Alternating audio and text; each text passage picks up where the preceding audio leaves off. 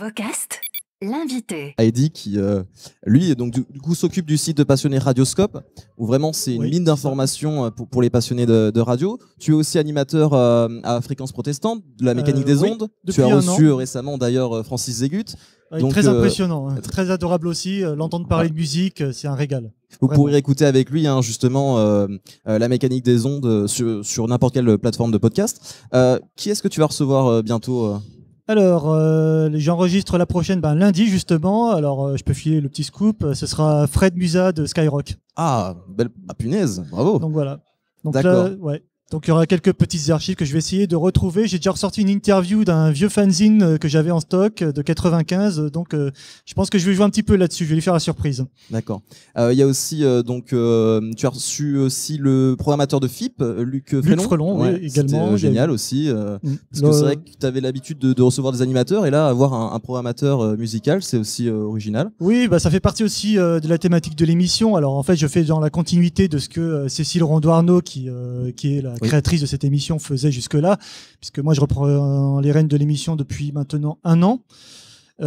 Donc oui, l'idée c'est d'avoir des personnalités de radio, des animateurs, mais pas que.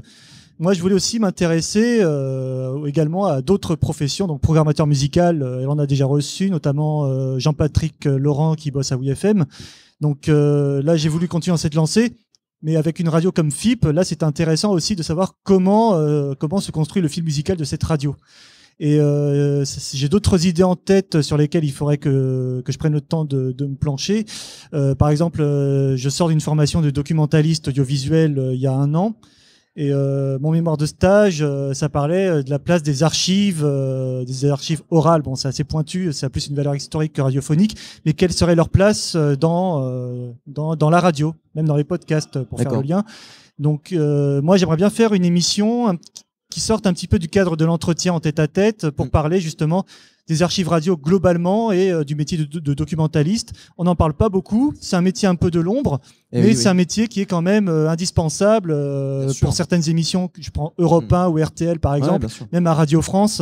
Et c'est vrai que nous, avec notre podcast, on essaye aussi à chaque épisode de faire 10 minutes d'archives et de recontextualiser, mais c'est vrai qu'il y a toujours le souci des droits derrière. Est-ce qu'on a le droit de diffuser ça? Donc c'est vrai qu'on prend des petits extraits pour pseudo-utiliser le droit de citation, mais c'est vrai qu'il n'y a pas vraiment encore un vrai travail sur les archives radio. Après, il y a usage d'archives, je dirais. Europe 1, je sais qu'ils font une distribution commerciale de leurs archives, mais c'est essentiellement pour des productions de documentaires, ce qu'on voit à la télévision notamment. Moi, je trouve que niveau archives radio, on n'en a pas assez. À l'antenne en tout cas. Donc quand Europe 1 fête ses 60 ans et ressort tout son stock d'archives radio, quand France Inter fait de même pour ses 50 ans, c'est génial. Pour les passionnés comme nous, on se régale avec ça. Mais je trouve que ça manque d'émissions régulières. Enfin, il y en avait à l'époque. Jackie Gallois faisait une très bonne émission le dimanche sur Europe 1. RTL pour ses 40 ans également. Mais sur Internet, je trouve que c'est ce qui manque. Le patrimoine radiophonique est très riche. Il est passionnant, on est d'accord.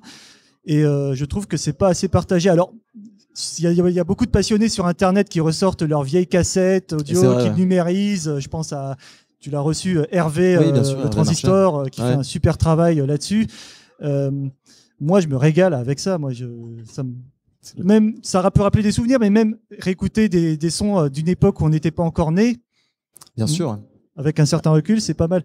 Et moi, c'est ce qui m'intéressait avec Radioscope, pour rebondir là-dessus. On m'a toujours demandé, mais pourquoi tu fais pas des sons sur ton site?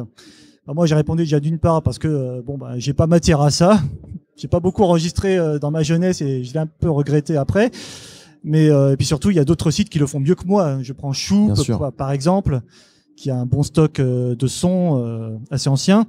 Donc moi, ce qui m'avait intéressé, les archives, ça m'intéresse, mais je m'étais posé la question comment aborder ce sujet autrement. Et alors moi, ce qui me passionnait, c'était aussi les grilles de programmes des radios. Oui, alors c'est vrai que sur son site, il y a absolument toutes les grilles de programmes de toutes les radios. C'est incroyable, c'est un travail de dingue en fait. C'est ça, c'est l'idée à 11 ans, je crois. Alors il faut savoir que le site Radioscope, lui, en août, va sur sa 15e année. Des ondes Vocast.